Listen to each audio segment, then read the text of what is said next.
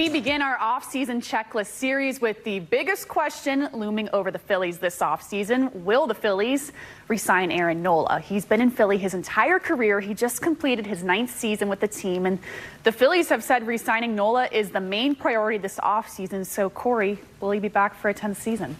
Well, it's going to take big money. Aaron Nola, if you're Aaron Nola's camp, you're probably looking at the fact that last offseason, Carlos Rodon signed for $162 million over 6 years. Nola is more accomplished, much more of a track record, the playoff experience. So if you're his camp, why would he sign for $1 less? It's just going to be a matter of whether the Phillies feel that he's worth that price tag. There are going to be so many suitors. The Cardinals, the Braves, the Dodgers stick out as starting pitching hungry teams. The Phillies know that Nola, they know his worth. They've seen his worth late in seasons, and they value him highly. It's just going to be a matter of dollars and cents. I do not expect Nola to give the Phillies a hometown discount, so it still feels very 50-50-ish as this offseason begins. That is big money. And Ricky, something to be said, yes, that this guy is someone you can count on to go deep into games, hasn't missed a start in 6 seasons. Yeah, he hasn't missed a start. I think that's first and foremost. This guy's going to give you innings.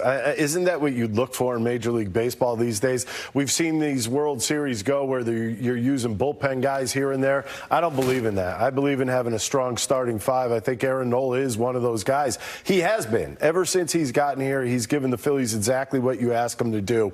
I think the biggest kick on him was, well, he gave up too many home runs last year. Excuse me, I'm sorry about that. I mean, this is a guy that's a proven commodity. And, you know, if you go fishing in that big bowl of free agency, I don't think you're going to come up with anything that you really wanted or anything that's going to be better than Aaron Nola.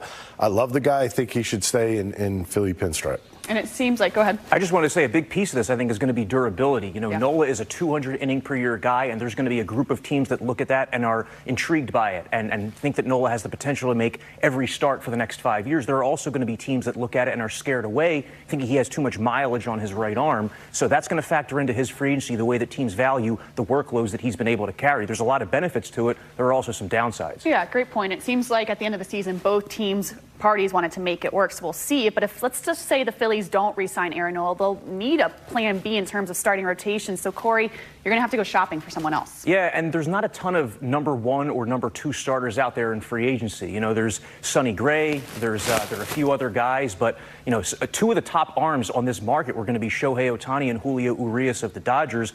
Ohtani's not going to pitch next season. Urias is facing legal problems, so it doesn't look like he's going to be pitching anytime soon either. So if the Phillies cannot re-sign Aaron Nola, you might be looking at a trade. You might be looking at potentially exploring like Corbin Burns of the Brewers or Tyler Glasnow of the Rays, trying to get a guy who's slightly younger than Nola, maybe has slightly higher upside that you can acquire and then pay. The difference with that is that you're having to give up young prospects in addition to the money. So it's just the balance of all that. Dave Dombrowski said, though, Aaron Nola is the number 1 priority this offseason. Yeah, and we'll see if they can get it done. But, Ricky, let's just say they don't get it done. Aaron Nola isn't here. Who are you shopping? Who do you want here in Philadelphia? I think Corey's right. I think it's either a Sonny Gray or possibly a Blake Snell. But you bring those names up. I mean, they're at the top of the free agency list on top of it. So which guy do you really want to pay? I mean, that's what it's really going to come down to. Blake Snell, I mean, you look at his numbers since, I believe it was at the end of May. I mean, he's got some sick numbers, some numbers that will play in free agency, some numbers that might get him in the high 20s, maybe even low 30s. I mean, but my whole thing about the whole Aaron Nola situation is if you love him, you pay him. I mean, he's already taken that team-friendly contract, his first contract. He's not going to do it again. So what you're looking at is probably upwards of anywhere from $27, $28 million a year. But I think the years are going to be the thing that tell the real tale. I mean, you look at Blake Snell, how many years would you give him? And then you kind of weigh it back and forth. I think Blake Snell would be fantastic left-hander on this team. I think Sonny Gray's one of those guys where I think he would be cheaper than Blake Snell, but I don't know if he gives you that durability. I look at it this way.